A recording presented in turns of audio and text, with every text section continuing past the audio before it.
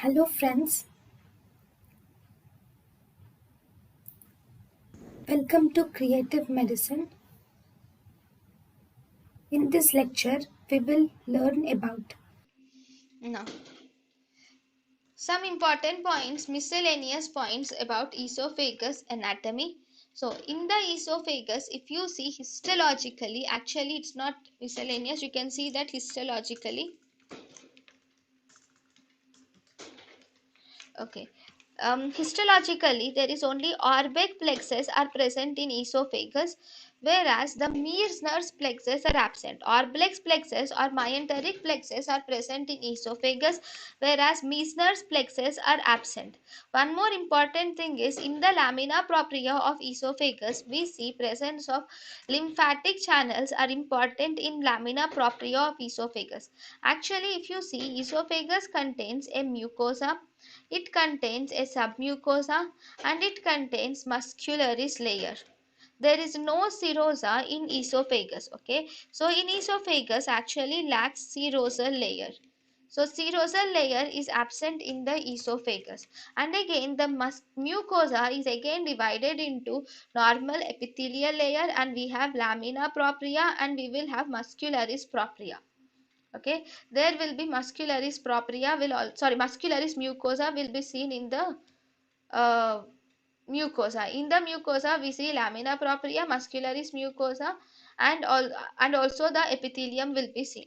So in the lamina propria you will see presence of lymphatics will be seen in the lamina propria, which is the important thing. Lymphatic channels, presence of lymphatic channels is the important thing in the lamina propria in esophagus.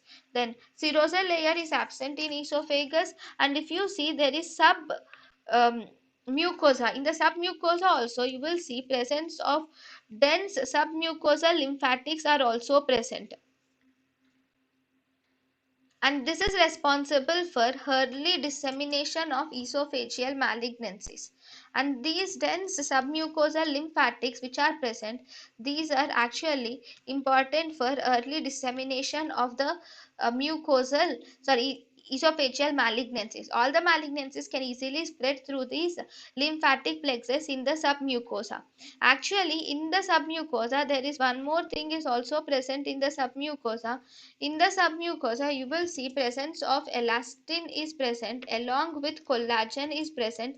So thus this will make the submucosa has the strongest esophageal layer.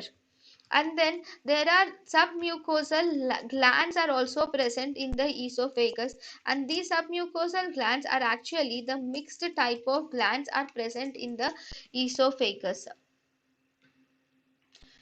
So, the strongest layer is submucosa, and the mucosa or lining of the esophagus is by stratified non-keratinized epithelium. And if you see the muscularis propria, this muscularis propria is made up of three types of muscles. We have upper cervical region, so this depends upon the site.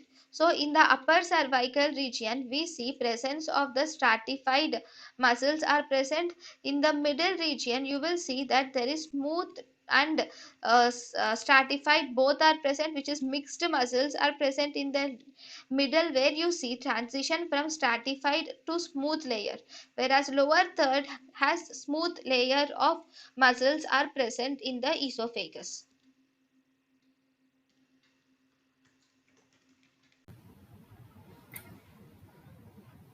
thank you and thank you for watching.